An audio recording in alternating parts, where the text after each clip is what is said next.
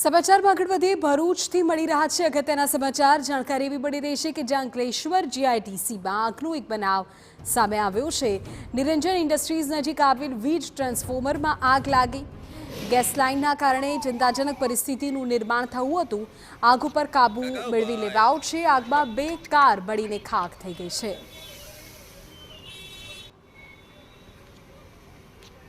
દ્રશ્યમાં પણ જોઈ શકાય છે 2 કારને નુકસાન થયું હતું। જોકે રાહતની વાત એ છે કે આગ પર કાબુ મેળવી લેવાયો છે। નજીકમાંથી જ ગેસ લાઇન પણ પસાર થતી હતી, જેના કારણે પણ તંત્ર દોડતું થયું હતું। ફાયર બ્રિગેડે સ્થળ પર પહોંચી આગ પર કાબુ અત્યારે મેળવી લીધો છે। વીજ ટ્રાન્સફોર્મરમાં આગનો મામલો સામે આવ્યો હતો। દ્રશ્ય બતાવી રહ્યા છીએ।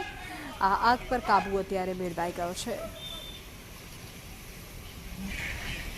તરત જ ક્યાંકથી આ 12 જીબીનું ટ્રાન્સફોર્મર છે, તો સ્પાર્કના લીધે આગ પકડી લીધી હતી। તો કંપનીની બહારની સાઈડે 1-2 જે ગાડીઓ હતી એને ડેમેજ થયું છે અને ટ્રાન્સફોર્મરમાં પણ ફાયર પકડી લીધેલી હતી।